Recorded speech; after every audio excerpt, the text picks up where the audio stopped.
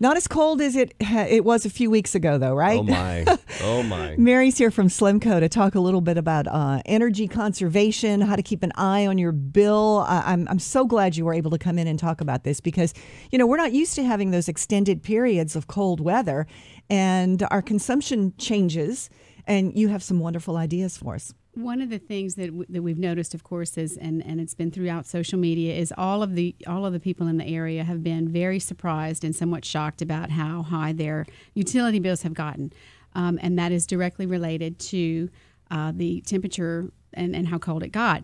In the summertime when we're usually hot and it's 95, 98 degrees outside and we keep our units on 78, that's only a 20-degree temperature difference that has to be made up on the air conditioning side. And so when it was in the 20s and we have our units set to 68 or even 60, if you're really, really energy conscious, that's a 40-degree plus temperature difference to make up for. So, and then we had the length of time that it was that cold. A couple years back, we had a snap where all the bridges froze. And I'm one of them. I got stuck with the only bridge to get home was Pinhook Bridge. But the big thing there was it didn't last very long. And so this time it was extended, and it hasn't been this way for years and years and years. I remember back in the 80s when it got down to 7 degrees, 9 degrees, and the same thing happened. And that was my first time of being a grown-up and paying my own utility bill for the first time. And so because it's been so long, you have a whole other generation of folks who may or may not, this be their first time, that they're going to be having to experience this kind of bill. But we have a solution. We're all used to our phones and our gizmos and our gadgets, but sometimes an old pencil and paper, the old school is the best way to go. And it's really easy for people to get a little piece of notebook paper, write down each day what their meter reading is, subtract one from the other, and see how many kilowatt hours they're using in a day.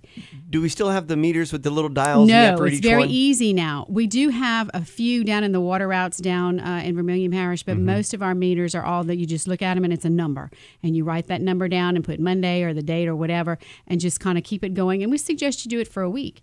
And you can do that now. We'll be in the 30s, I think, tonight, and we're going to be, seasonably cool, like we should be now. But then if there's another cold snap, if you know that you're using, let's say, 50 or 60 a day, and all of a sudden you go to 150 a day, you know that there's an issue. That's tripling your bill. Put on some clothes. Correct. And it's okay if you want to do that, but you're aware and you're informed. So going forward, oh goodness, I need to make sure that I can take care of this. Or you make a choice to put that unit down lower and wear more clothes. I know when I hit the door every morning, it was 60 degrees on my heater. And when I got home, it didn't go above 63.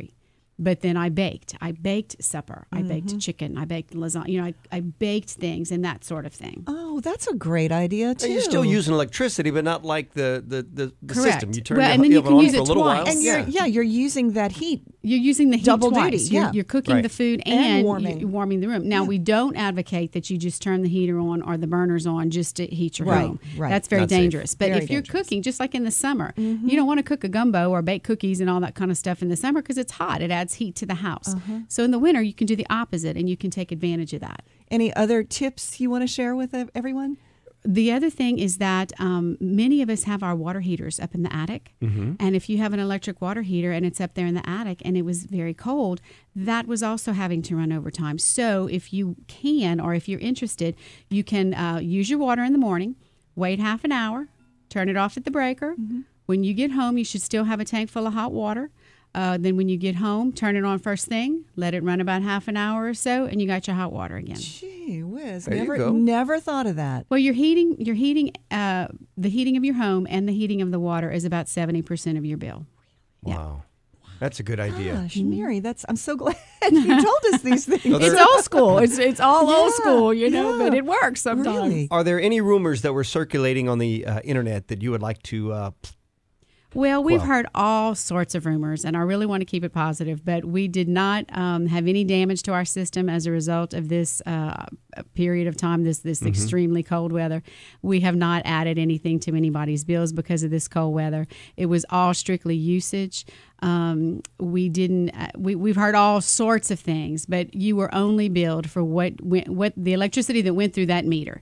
If the power went through the meter and it was recorded that it was being consumed and used, that is the only thing anybody was charged for. So I think what we can take away from this is awareness.